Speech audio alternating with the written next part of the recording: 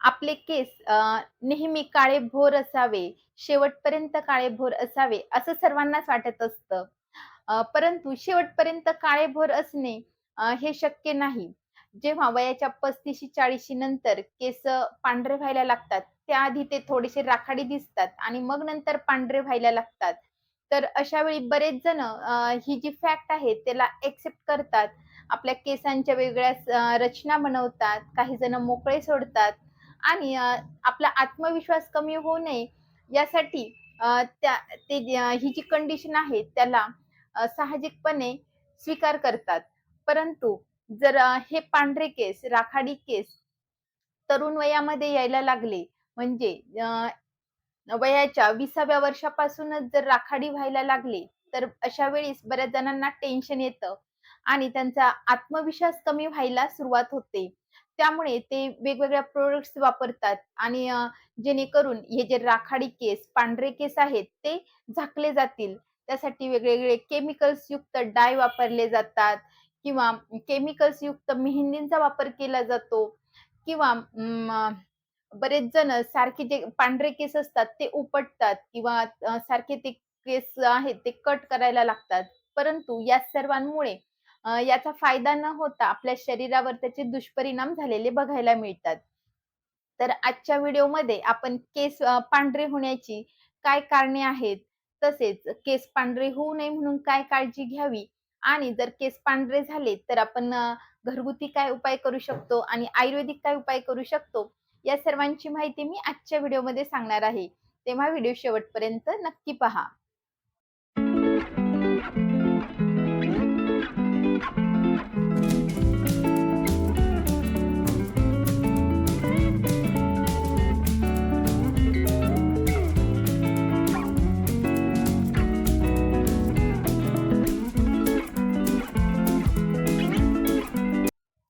नमस्कार, मी डॉक्टर सविता लांजेवार.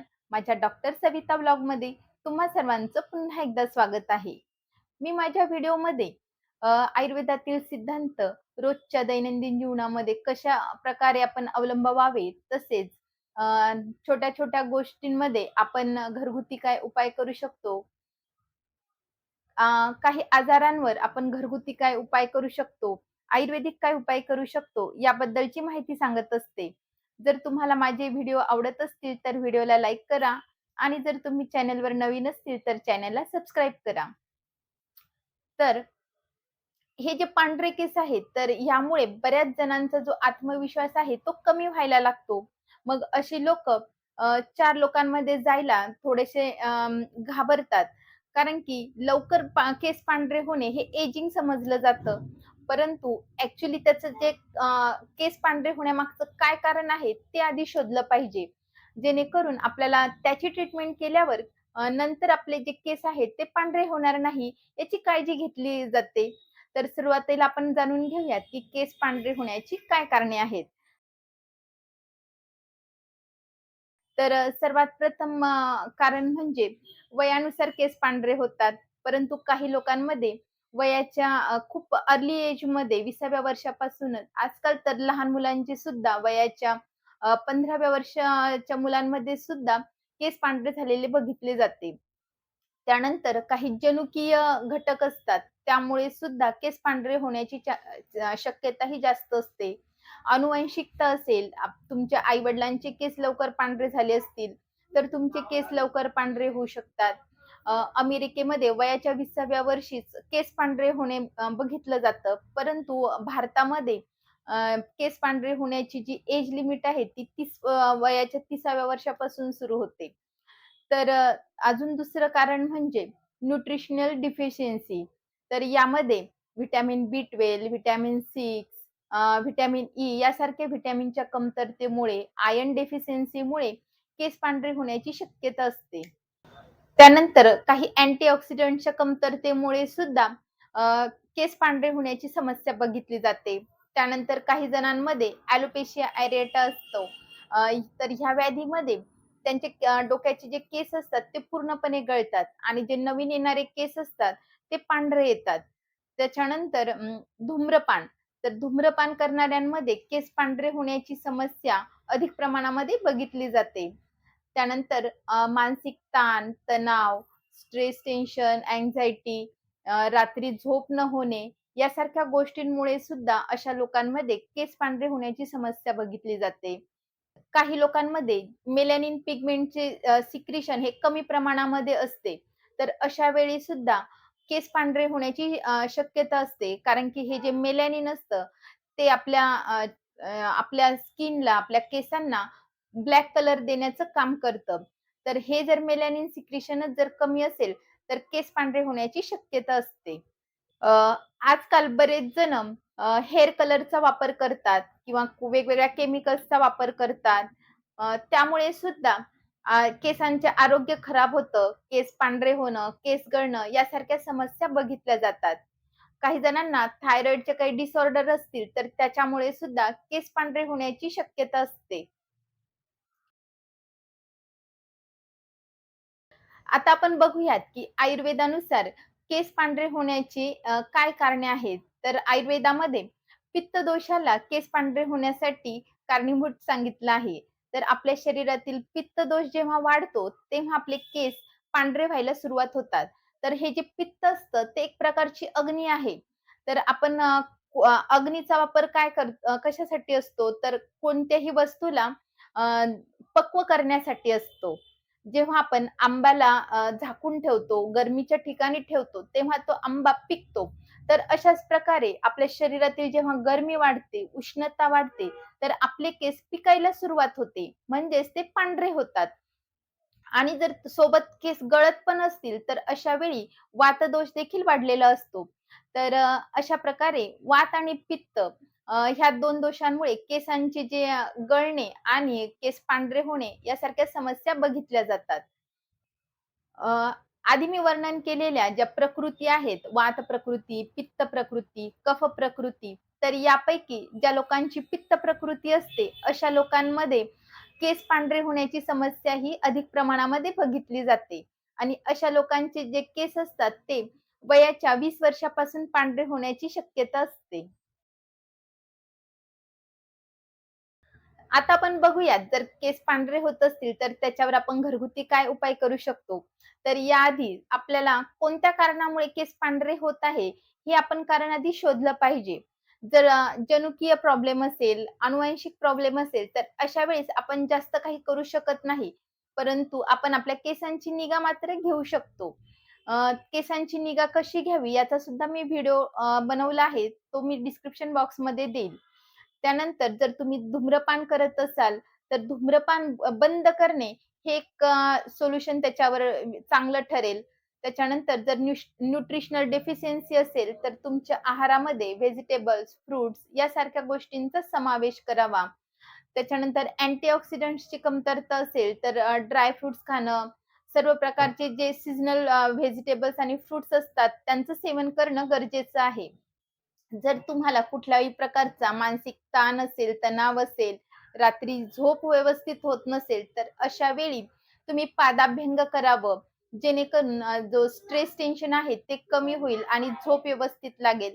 त्यामुळे या सर्व गोष्टींमुळे जे आपल्या शरीरातील पित्त वाढतं, ते पित्त वाढणार नाही. त्यानंतर बऱ्याच व्याधींमध्ये आपल्या शरीरामध्ये उष्णता आपल्या अंगामध्ये तशीच राहते.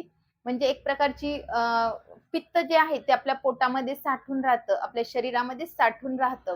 तर अशामुळे सुद्धा केस पांढरे होण्याची शक्यता असते. त्याच्यामुळे आपला जो अंगातला ताप आहे तो पूर्ण गेला आहे की नाही, आपल्याला जो व्याधी झाला आहे त्याची ट्रीटमेंट व्यवस्थित पूर्णपणे करून घ्यावी. जेणेकरून केस पांढरे होणार नाही. त्यानंतर आयर्न डेफिशियन्सी असेल, तर आयर्नच्या टॅबलेट्स असतात, त्या तुम्ही घेऊ शकता.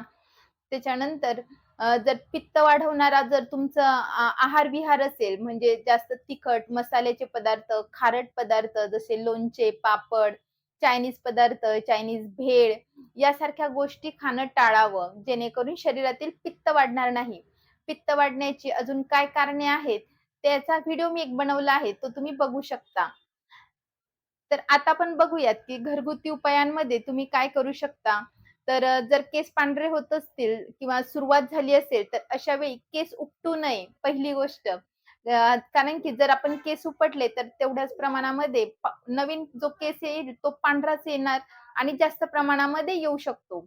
त्याच्यानंतर जे आपण जो चहापत्ती असते त्याचं चहापत्ती पाण्यामध्ये चांगल्यापैकी उकळून घ्यावी आणि त्या पाण्याने आपले केस धुवावे. त्याच्यानंतर आपल्या डोक्याला जर कोंडा असेल तर कोंडा कमी करण्यासाठी कोंड्यावर किटोमॅक्स शॅम्पू किंवा त्रिफळा काढा लावावा. दह्याने आपण केस धुवू शकता. कोरफडीचा गर लावावा. कडुलिंबाची पानं लावावी. त्यामुळे जो डॅन्ड्रफ आहे तो कमी होईल. डॅन्ड्रफमुळे सुद्धा पांढरे केस होण्याची शक्यता असते. म्हणून डॅन्ड्रफ कमी करणं गरजेचं आहे. जर आपली स्काल्प हेल्थ म्हणजे आपला जो डोक्याची जी स्किन आहे ती जर हेल्दी राहिली तर आपले केस सुद्धा हेल्दी राहतील. म्हणून अशा प्रकारे आपण आपल्या स्काल्पची काळजी घ्यावी. त्यानंतर जर काही न्यूट्रिशनल डेफिशियन्सी असेल, तर त्याच्या टॅबलेट सुद्धा मिळतात. तुम्ही मल्टीव्हिटॅमिनच्या टॅबलेट, अँटीऑक्सिडंटच्या टॅबलेट सुद्धा घेऊ शकता. जेणेकरून जे मायक्रो न्यूट्रिएंट्स आपल्या हेअर ग्रोथसाठी, हेअर न्यूट्रिशनसाठी आवश्यक असतात, ते तुम्हाला मिळेल. तर यासाठी आयुर्वेदामध्ये बरेचसे लेप लावायला सांगितले आहे आणि अभ्यंतर काही औषधी सांगितले आहे. जर शरीरातील पित्त दोष वाढत असेल आणि त्यामुळे केस पांढरे होत असतील, तर अशा वेळी पित्तशामक औषधींचा वापर करावा लागतो. तर यामध्ये आवळ्याचं चूर्ण, ज्येष्ठमधाचं चूर्ण, भृंगराज म्हणजे माक्याचं चूर्ण, प्रवाळ पिष्टी, अ, शंखभस्म, त्याच्यानंतर मुक्तापिष्टी यासारखे जे औषधी असतात त्यांचा वापर केला जातो. ह्या ज्या औषधी आहेत त्या वैद्याच्या सल्ल्यानुसार त्याचे प्रमाण ठरवून घेऊन मगच सेवन करावं. त्यानंतर याला लावण्यासाठी बरेचसे लेप सांगितले आहेत. तसेच अ, प्रवाळ पंचामृत, कामदुधा रस, सूतशेखर रस, आरोग्यवर्धिनी यासारख्या गोळ्यांचा वापर केला जातो. त्यानंतर नारसिंह रसायन, आमलकी रसायन यासारख्या रसायनांचा वापर केला जातो. जेणेकरून अर्ली एजमध्ये प्रीमॅच्युअर ग्रेइंग म्हणजे केस पांढरे होणार नाही. जी दुग्धिका असते ती दुग्धिका आणि कन्हेरीचे जे मूळ असतात ते दुधामध्ये बारीक वाटून घ्यावे आणि ते पिकलेल्या केसांवर लावावे. त्याच्यामुळे जे केस पांढरे झालेले असतात ते कमी व्हायला मदत होते. त्यानंतर चारोळ्या, ज्येष्ठमधाची पावडर आणि काळे तीळ हे दुधामध्ये वाटून घ्यावे आणि ह्याचा लेप आपल्या केसांच्या मुळाशी लावावा. त्यामुळे पांढरे केस काळे होण्यास मदत होते.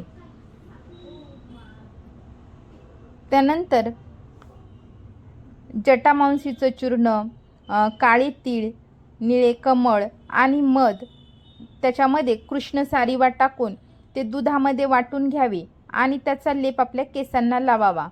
त्यामुळे पांढरे केस काळे होण्यास मदत होते. त्यानंतर काळे तीळ, आवळ्याची पावडर, कमळ केशर, ज्येष्ठमधाची पावडर आणि मध यांचा लेप आपल्या केसांच्या मुळाशी लावावा. त्याच्यानंतर लोहाची चूर्ण, माक्याचं चूर्ण, त्रिफळ्याचं चूर्ण आणि काळी माती हे सर्व एकत्र करून एका भांड्यामध्ये घ्यावं. त्यामध्ये उसाचा रस टाकावा आणि आधी सांगितलेलं जे वरचं चूर्ण आहे ते एकत्र करून ठेवावं. असं 1 महिन्यासाठी ठेवावं आणि त्यानंतर हा जो हे जे मिश्रण आहे ते आपल्या डोक्याच्या केसांच्या मुळाशी लावावे. त्यामुळे पांढरे केस काळे होण्यास मदत होते. त्यानंतर उडीद आणि कांजी यांची कन्हेरी बनवून घ्यावी आणि ते 3-3 दिवस लोखंड आणि चांदी घालून ठेवावी. म्हणजे 3 दिवस लोखंड घालून ठेवावी आणि 3 दिवस त्याच्यामध्ये चांदी घालून ठेवावी. त्याच्यानंतर हा लेप लावावा. हा लेप पांढरे केस काळे करण्यास अतिशय उपयुक्त आहे. हा लेप लावला असता पांढरे बगळेसुद्धा काळे होतील असा उल्लेख आयुर्वेद ग्रंथामध्ये केला आहे. त्यानंतर नस्य पंचकर्म म्हणून सांगितलं आहे. यामध्ये जे कडुनिंबाचं तेल असतं ते आपल्या नाकामध्ये 2-2 थेंब टाकावं किंवा पंचेंद्रिय वर्धन तेल नाकामध्ये सोडावं किंवा गाईचं तूप आपल्या नाकामध्ये सोडावं. यामुळे पांढरे केस काळे होण्यास मदत होते. केसांना लावण्यासाठी नीलीभृंगादी तेल, महाभृंगराज तेल, भृंगराज तेल. जर केसांमध्ये कोंडा असेल तर अशा वेळी करंज तेल, कडुनिंबाचं तेल यासारख्या तेलांचा वापर केला जातो. घरच्या घरी तुम्ही जे कलोंजी असतात तर ते कलोंजी खोबऱ्याच्या तेलामध्ये किंवा तीळ तेलामध्ये सिद्ध करून घ्यावं आणि मग ते गाळून घ्यावं. त्या तेलाचा वापर केल्यामुळे पांढरे केस काळे होतात.